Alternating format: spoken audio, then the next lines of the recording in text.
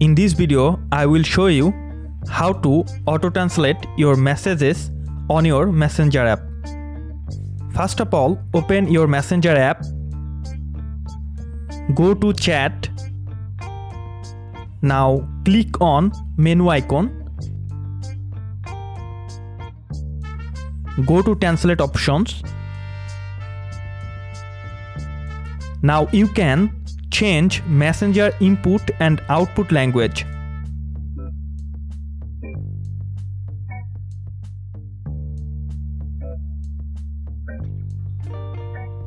Now let's see the result.